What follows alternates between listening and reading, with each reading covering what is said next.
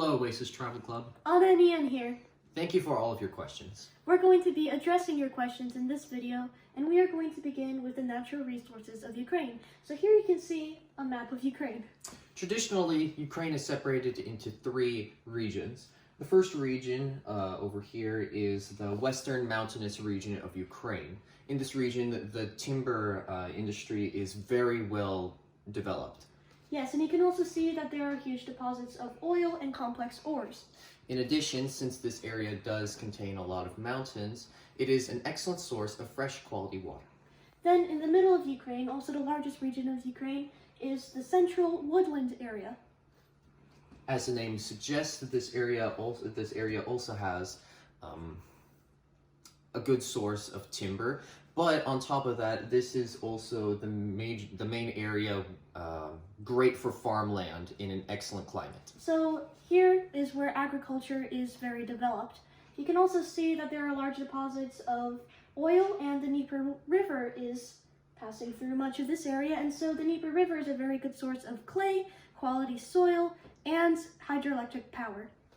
Yes, you can also see down here closer to Kirovohar that there is a lot of uranium in southern central Ukraine.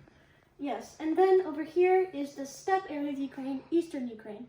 And so here you can see that the concentration of mineral resources is very high. And so while it looks like there are less bubbles here, where these bubbles are, it's very dense. So you can see there is a lot of oil and a lot of other resources, including shale and dolomite.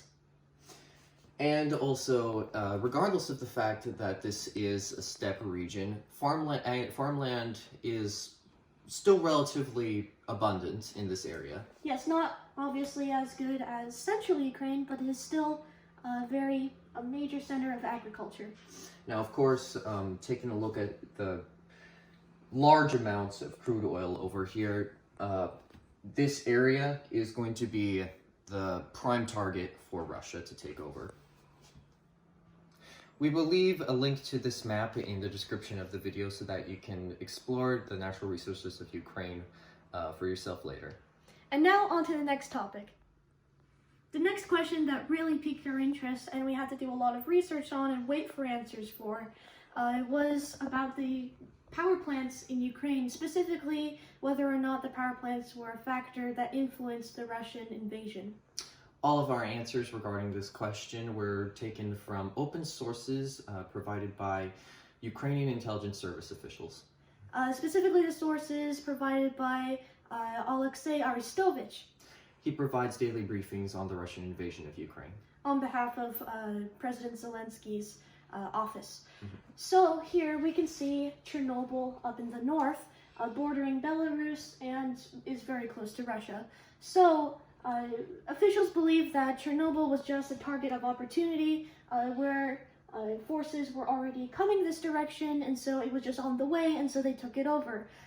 There was also a suggestion that Russia was going to use it as a threat. However, if Russia... A nuclear explosion. Yes, if Russia were to actually cause a nuclear explosion at that power plant, then it would also harm Belarus and the Russian soldiers as well. So, yes, it's most likely just more Russian bluffing. That's one of the scare tactics used by Russia in wars such as these, which is bluffing. So ultimately, Chernobyl was just a target of opportunity.